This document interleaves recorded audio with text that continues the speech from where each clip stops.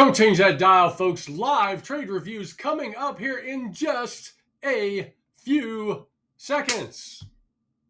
Hey, what's going on, everyone? It is Paul, the 920 Trader with 920 Trading. And today we're going to talk about a couple of different trades that I took. Basically, what we're doing is a post-mortem. We had a couple of people in the community said, hey, can you go over your trades in video form? Show everybody the trades that you took and talk about the why behind putting on that trade or those trades. And I said, you know what? Absolutely. I'd be more than happy to do that. It gives everybody kind of a little chance to kind of see things the way that I see them. But anyway, let's get into the trades. I took 3 trades today. You can see them on the screen. They are right in here. But again, I'm going to tell you exactly why I put on these trades, when I did, why I did, and the result of said trades. Anyway, first trade out of the gate, folks. And I'll be real honest, I missed this double cross to the downside at 932. I missed it. I was looking for it. We had a play early yesterday. I believe it was double cross to the upside, and it stopped right at VWAP, and then it pushed through, and it was a banger. I think it was back. I'm pretty sure it was yesterday, back to the upside. So I said to myself early, I said, if we get a double cross to the downside or the upside for that matter. Now, if you have to look at pre-market was running up. We had a big gap up overnight. Pre-market was running up, but we rejected, came down. We didn't even get to that pre-market high.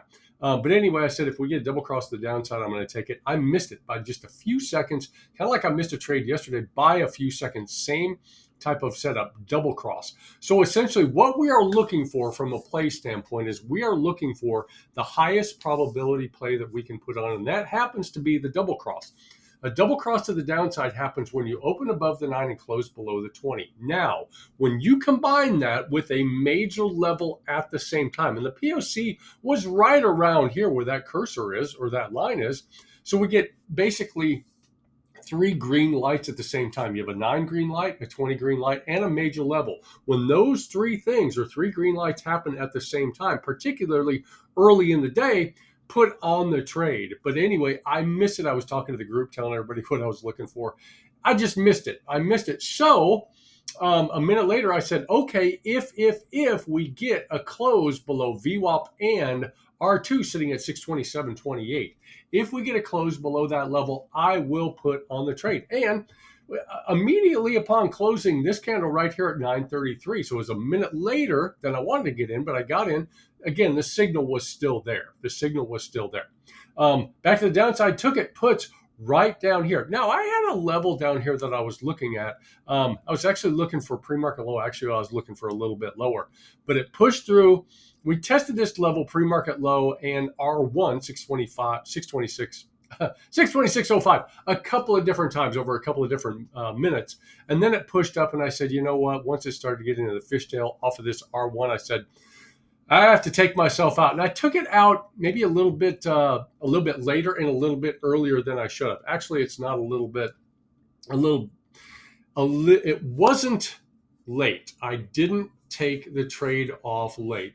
You can make the argument, pre-market low was a target. I was looking for points lower than that based on what we're doing from a price action standpoint. But again, we're pushing up into the fishtail, and I took that trade off the table at this time. Trade number 1. Now, a minute later, we reconfirmed or recaptured the 9 back to the downside, and, well, I missed it again.